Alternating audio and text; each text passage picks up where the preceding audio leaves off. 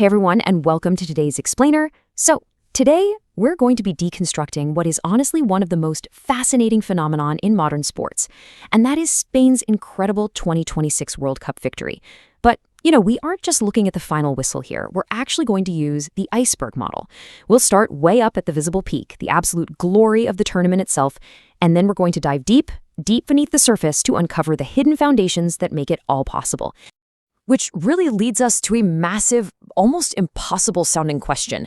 How on earth did one single nation build a football machine that seemingly never loses a final? I mean, is it just luck? Is it a once-in-a-lifetime golden generation? Or is it something way more systemic? Well, let's break down the tactics, the culture, and the development powering this sustained global dominance. Here is our roadmap for today.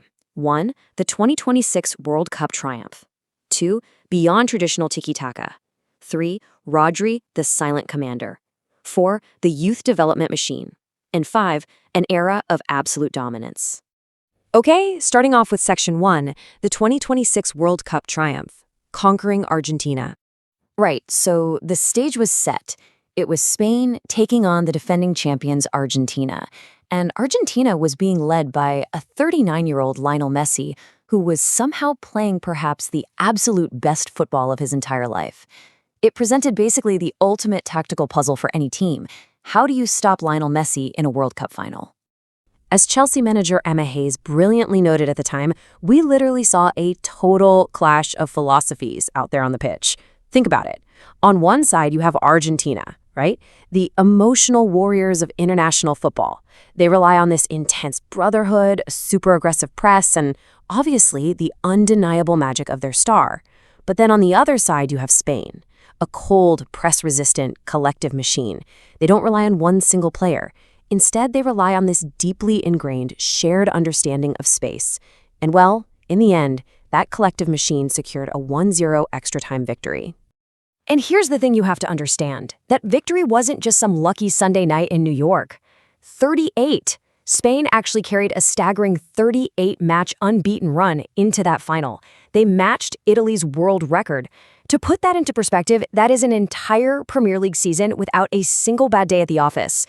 This wasn't a hot streak, guys. This was a perfectly calibrated system operating at maximum efficiency. Moving on to Section 2, beyond traditional tiki-taka, the tactical evolution. So, for a good 2 decades, Spain was famous for tiki-taka, that endless, sometimes frankly a bit slow possession. And during their World Cup exits back in 2018 and 2022, their share of progressive forward-moving passes sat well below the tournament average, at 0.82 and 0.76. But under manager Luis de la Fuente in 2026, that number spiked all the way up to 1.09. Spain didn't just abandon possession, they weaponized it. They added this aggressive verticality to become totally lethal. Former England striker Robbie Fowler actually hit the nail on the head when he said, "It's possession in the right spaces. There's a purpose to how they play." And the big takeaway for us here? Spain now uses the ball as a literal trap. The very second they break an opponent's press, they transition at lightning speed to exploit all that open space. They pull this off because they are absolute masters of time and space. So working within their super strict 4-3-3 structure, they are constantly rotating to create numerical overloads. They'll purposefully bait the opponent by shifting the ball all the way to one side, purely to create a 4-on-2 advantage in a specific zone. And once the opponent is trapped in that zone, boom, they attack the exact space they just forced you to abandon. It's basically mathematical, and it is completely ruthless. Which brings us to Section 3, Rodri, the silent commander. The system heartbeat. If you really want to understand Rodri's impact on this team, you just need to look at this mind-blowing number, 655. That is the number of passes he completed at this World Cup. That's the highest recorded by any single player since records began way back in 1966. He was the ultimate anchor. Against a completely lethal French attack in the semifinal, he just absorbed the pressure, dictated the tempo, and quietly stripped elite attackers of their influence. But what makes this genuinely legendary is the human element behind it all. Rodri won the Golden Ball after overcoming a devastating 15-month ACL injury he suffered in 2024. People were seriously questioning his mobility, but instead of fading out, he returned with unquestionable authority. He turned pure midfield chaos into absolute control.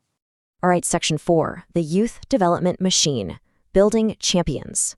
Let's dive below the surface now. When a young player is evaluated in a Spanish academy, coaches aren't just looking at their first touch. No, they are looking at what happens before the ball even arrives. Are they constantly scanning the pitch? Have they identified where the pressure is coming from? Do they know exactly where their teammates are?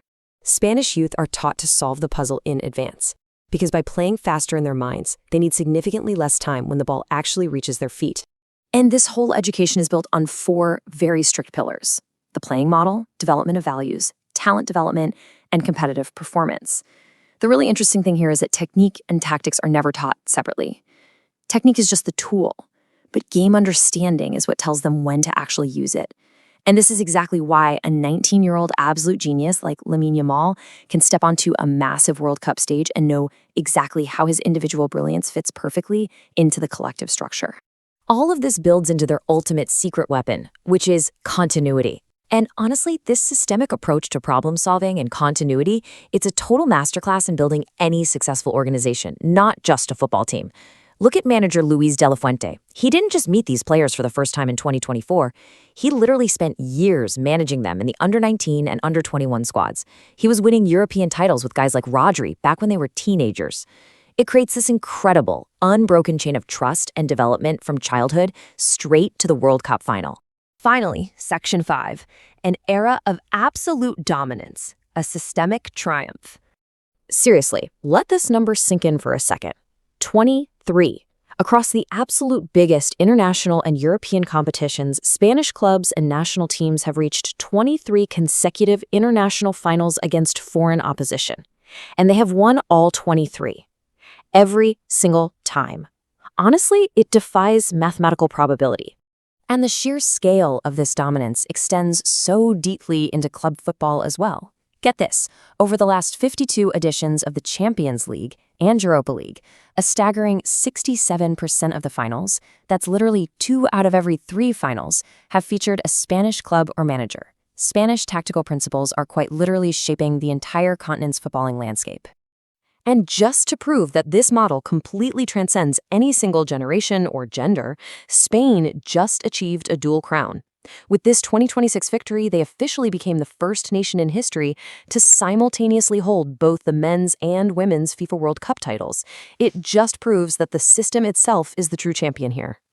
Which leaves us with one final, pretty provocative question. Is the Spanish football model the most perfect system ever built in sports?